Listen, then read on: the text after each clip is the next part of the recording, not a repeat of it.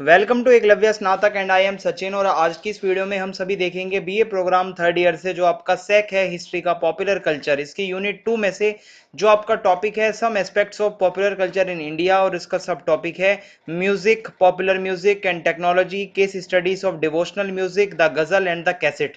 तो ये टॉपिक हम करने वाले हैं। आइए आगे बढ़ते हैं। आपको बताना चाहूंगा कि अगर आपकी कोई भी प्रॉब्लम हो आप मुझे इंस्टाग्राम पे मैसेज भेज सकते हैं, और मेरा यूजर नेम आप सभी के सामने लिखा हुआ है। और अगर आप हमारे टेलीग्राम चैनल से ज्वाइन होना चाहते हैं तो एकलव्य स्नातक 1 सर्च मार के आप हमारा टेलीग्राम चैनल ज्वाइन कर सकते हैं। और अब मैं आपको सिलेबस के बारे में कुछ बताना चाहूंगा। यूनिट 1 कंप्लीट करवा दी है। यूनिट 2 में से जो आपका ए है ये कंप्लीट करवा दिया है मैंने आपको। बी जो है आपका ये आज कंप्लीट हो जाएगा। इसके बाद जो हम लास्ट यूनिट है वो डी करेंगे, क्योंकि जो सी है इसको मैं स्किप कर रहा हूँ। आपको सिलेबस के अकॉर्डिंग एनी 3 करने हैं, ठीक है। तो 3 मैं आपको करवा दूंगा। आगे बढ़ते हैं। So the history of Indian music dates back to ancient times. ठीक है, म्यूजिक का जो इतिहास है वो बहुत पुराना है। The Indus valley civilisation has sculptures that show old musical instruments like the seven holed flute. जो इंडस वैली सिविलाइजेशन है, हड़प्पन सिविलाइजेशन, वहां से हमें कुछ ऐसी मूर्तियां मिलती हैं जो कि पुराने पुराने इंस्ट्रूमेंट्स जो होते हैं म्यूजिक, जैसे कि फ्लूट एक लेके खड़ा हुआ है कोई। तो यहाँ से पता चलता है कि इंडियन म्यूजिक जो है वो बहुत पुराना है। Various types of stringed instruments and drums have been recovered from Harappa and Mohenjodaro. Mohenjodaro और हड़प्पा दोनों ये जो जगहें हैं, यहाँ से बहुत सारे म्यूजिकल इंस्ट्रूमेंट्स हमें मिले हैं, ड्रम मिले हैं। During the Vedic era, music remained as a reverence to gods and people getting a spiritual experience by singing, playing and hearing to it। वैदिक टाइम जो था हमारा, वैदिक पीरियड, उसके अंदर क्या है, म्यूजिक और ज्यादा मतलब बढ़ गया था। सिंगिंग होती थी, प्लेइंग होती थी, और गाने सुने जाते थे, भजन गाए जाते थे, भजन सुने जाते थे, ठीक है, चैंट्स होते थे मंत्र के। और up to the beginning of the 20th century music was categorised into classical and light music with strict disciplines for each. और 20th सेंचुरी तक आते आते म्यूजिक हमारा एक तो क्लासिकल म्यूजिक हो जाता है और दूसरी तरफ हमारा लाइट म्यूजिक है। However, with the advancement of technology in modern times, music has become quite easy to design and compose। और जो आज की टेक्नोलॉजी है इसकी वजह से म्यूजिक अब आसानी से डिजाइन हो जाता है, कंपोज हो जाता है। और therefore modern music with its wide spectrum and genres has become popular। और आज के डेट में अलग अलग जॉनरास का म्यूजिक आपको मिल जाएगा, रॉक, पॉप, ठीक है, सैड म्यूजिक है, जिस भी तरीके का आपको म्यूजिक चाहिए वो आज की डेट में अवेलेबल है। आगे है इलेक्ट्रॉनिक और digital music technology is any device such as a computer and electronic effects unit or software that is used by a musician or composer to help make or perform music। Music बनाने के लिए technology बहुत use होती है, softwares use होते हैं, आज की डेट में कंप्यूटर यूज होते हैं। The term usually refers to the use of electronic devices, computer hardware and computer software that is used in the performance, playback, recording, composition, sound recording and reproduction. So इन सब जगहों पे आपकी technology use होती है, songs mixing में, analysis करने में, म्यूजिक को एडिट करने में, हर जगह टेक्नोलॉजी चाहिए। इलेक्ट्रॉनिक और digital music technology is connected to both artistic and technological, ठीक है। और मतलब are constantly striving to devise new forms of expression through music, and they are physically creating new devices और software to enable them to do so. बहुत सारे नए नए device बन रहे हैं जिससे क्या है कि मतलब डिजिटल म्यूजिक टेक्नोलॉजी काफ़ी ज़्यादा डेवलप हुई है। ऑल्दो इन द 2010s, ठीक है, अगर आप यहाँ पे देखते हो 2010 का जो दौर था इसके आसपास का, the term is most commonly used in reference to modern electronic devices and computer software such as digital audio work stations and pro tools, digital sound recording softwares. Electronic and digital music technologies have precursors in the electric music technologies of the early 20th century, such as the electromechanical Hammond organ which was invented in 1929। और in the यहाँ पे अगर आप देखोगे 2010 के आसपास the ontological range of musical technology has greatly increased and it may be now electronic, digital, software based or indeed even purely conceptual। So music technology में काफ़ी बदलाव आया है। अगर आप देखते हैं 20th सेंचुरी के एंड तक आते आते हमें इलेक्ट्रॉनिक, यहाँ पे आप अगर देखते हो कि इलेक्ट्रिक म्यूजिक टेक्नोलॉजीज देखने को मिलती हैं, रेंज ऑफ म्यूजिक टेक्नोलॉजीज हमें देखने को मिलती हैं 2010 तक।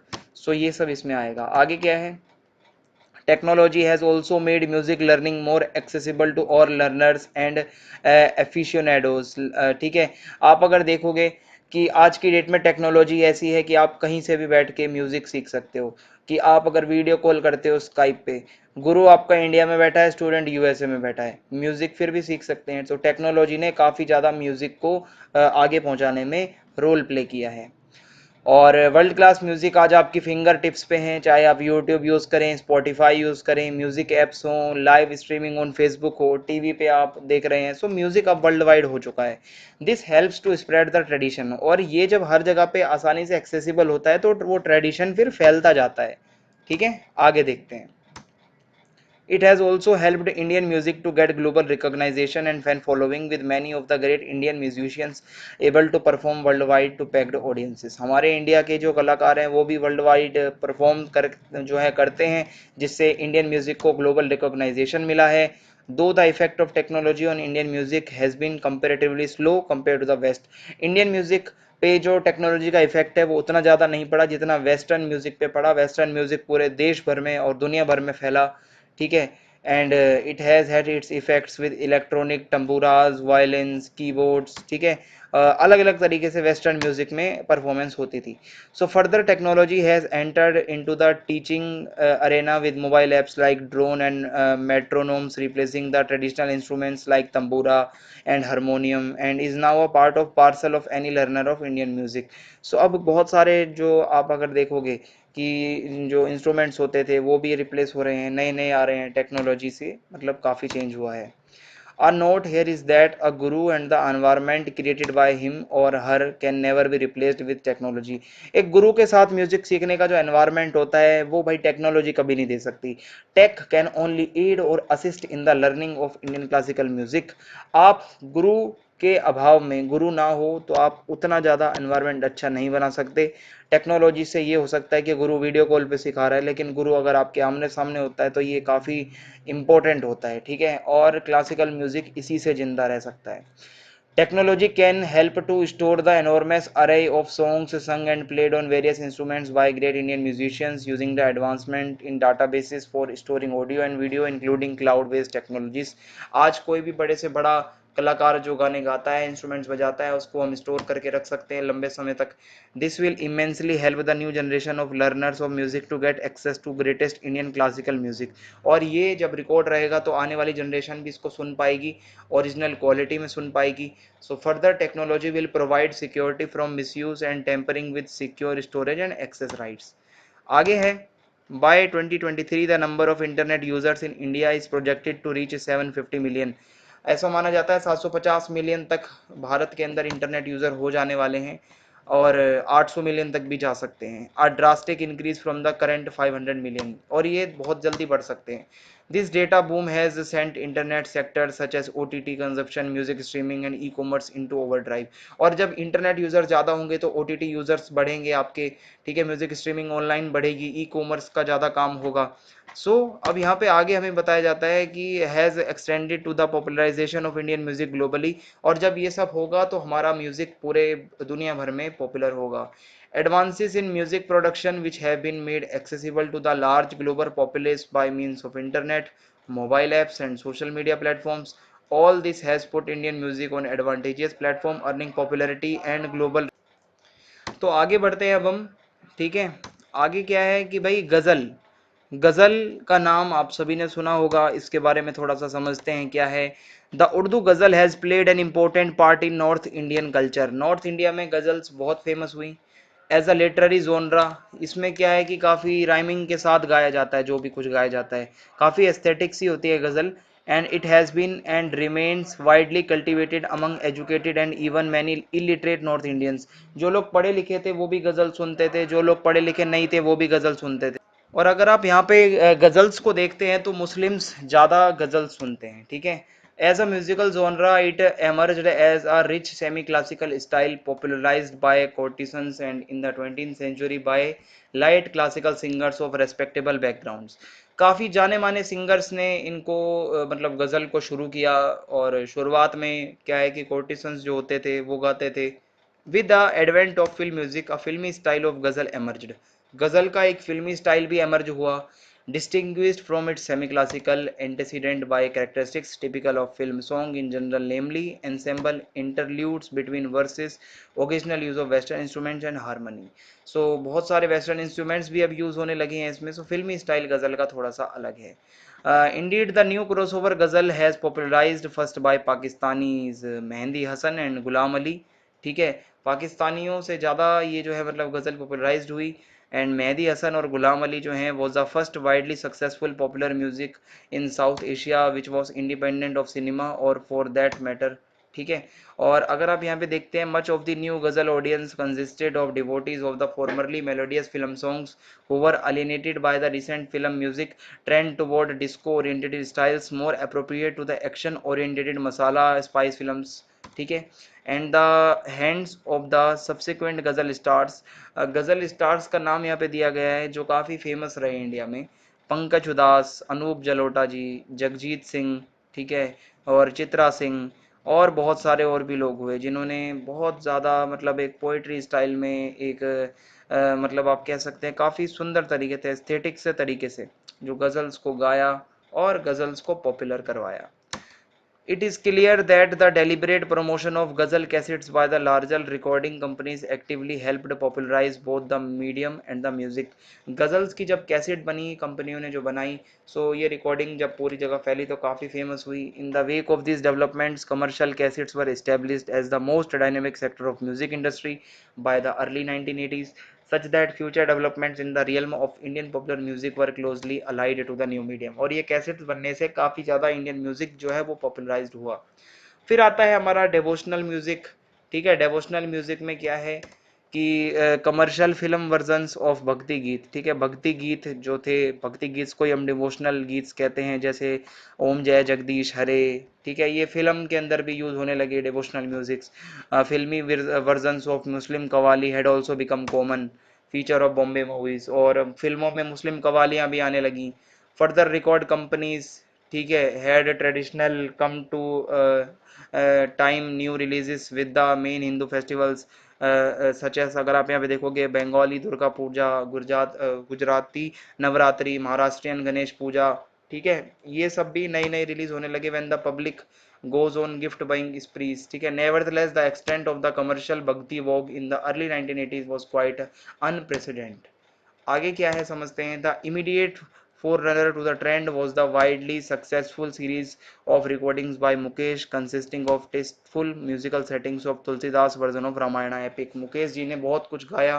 तुलसीदास जी का जो रामायणा एपिक है तो उसको काफ़ी अच्छे से गाया. Although first released on LP format, it was not until it was issued on cassette in the late 1970s that this series achieved mass sales. फिर बहुत ज़्यादा ये सीरीज़ जो है इसकी सेल्स अच्छी रही. फिर है the phenomenal popularity of subsequent television serials of the Mahabharata and the Ramayana epics played an even important role in promoting mass mediated realization of religious works. आपने देखा होगा टीवी सीरियल्स है महाभारत रामायण, इनसे भी बहुत डिवोशनल म्यूजिक जो है प्रमोट हुआ. As with ghazals, however, the cassette medium itself played the crucial role in popularizing commercial भक्ति गीत. ठीक है, जैसे गजल्स पॉपुलर हुए वैसे ही कैसेट्स के द्वारा भक्ति गीत भी प्रमोट होते रहे. The variety of commercially marketed devotional music that emerged in North India is remarkable. North India में बहुत बहुत भजन की सीढ़ियाँ बिकी. The most conspicuous genre has what may be described as a mainstream or stage bhajan style sung by a solo vocalist with light instrumental accompaniment. It was the genre that started the bhakti boom in the wake of Mukesh Ramayana and more importantly the ghazal vogue. ठीक है, hence it is not surprising that in style, instrumentation and leading performers like Anup Jalota, Pankaj Udhas, the mainstream pop bhajan had marked affinities with the crossover ghazal. ghazal के साथ साथ इन लोगों ने भजन्स भी गाए, अनूप जलोटा ने, पंकज उदास ने. So while this sort of bhajan continues to enjoy mass appeal, cassettes producer लगातार बनाते रहे, कैसेट्स रिलीजियस कैसेट्स आती रहीं और काफ़ी ज़्यादा डिवोशनल म्यूजिक जो है वो पॉपुलर होता रहा. Predominant in the field naturally are sub-genres of Hindu devotional music. अब डिवोशनल म्यूजिक के सब जॉनरास आ गए. कोई हनुमान जी के भजन सुनता है, कोई शिव जी के सुनता है, कोई साईं बाबा के सुनता है. ठीक है, सो इस तरीके से कोई संतोषी माँ के सुन रहा है भाई. और ठीक है, इस तरीके से ये आपके पूरे भजन जो हैं वो चलते रहे. कुछ वोकलिस्ट का नाम दिया हुआ है कुमार गंधर्व. ठीक है, इन्होंने भी काफ़ी अच्छे से गाया। म्यूजिक्स ऑफ अदर रिलीजन्स, और रिलीजन्स के भी म्यूजिक्स काफ़ी फेमस हुए। कव्वाली कैसेट्स बहुत फेमस हुई, और सिखों की, ठीक है, गुरबानी जो है वो बहुत ज़्यादा फेमस हुई यहाँ पे। और सत्यनारायण कथा की जो कैसेट्स थी वो ज़्यादा मतलब बहुत ज़्यादा फेमस हुई यहाँ पे। रिचुअल फास्टिंग के दौरान उसको चलाया जाता। और एक पंडित जो होता वो, मतलब अगर आप यहाँ पे देखेंगे कि पंडित पहले आके वो कथा गाता था, अब उसकी जगह सीडी में चला दी गई। सो ये सब यहाँ पे बदलाव आए। आगे देखते हैं। Indian music is gaining tremendous popularity in other countries. Bharat का म्यूजिक वेस्टर्न कंट्रीज में भी पॉपुलर हो रहा है। ऑल्दो इंडियन आर्टिस्ट्स, ठीक है, Indian artist kept on visiting the west from the time to time. हमारे भारतीय कलाकार वेस्टर्न कंट्रीज में जाते रहते हैं। But the west never went so crazy about Indian music. हमारे लेकिन इंडिया के म्यूजिक के लिए इतना ज़्यादा वेस्टर्न जो कंट्रीज में क्रेज नहीं है अभी। The credit goes to Ravishankar, Dagar brothers, Ustad Zakir Hussain, Ustad Amjad Ali Khan, Ustad Bismillah Khan and many others, जिन्होंने who have made the westerners to understand music in Indian way, जिन्होंने अंग्रेजों को भी इंडियन म्यूजिक सुनने के लिए मजबूर कर दिया। The dancing troupes organized by reputed dancers like Birju Maharaj, Sonal Mansingh, ठीक है, and many others have also popularized Indian music. खासकर क्लासिकल डांस, क्लासिकल म्यूजिक इन डांसर्स ने भी प्रमोट किया। इस तरीके से ये वीडियो खत्म होती है। अगर आपको वीडियो पसंद आई हो तो आप चैनल को सब्सक्राइब करना ना भूलें, ज़्यादा से ज़्यादा वीडियो को लाइक करें, कमेंट बॉक्स में ज़रूर बताएं वीडियो कैसी लगी, और ज़्यादा से ज़्यादा वीडियो को शेयर करें। जय हिंद, जय भारत, बहुत बहुत धन्यवाद।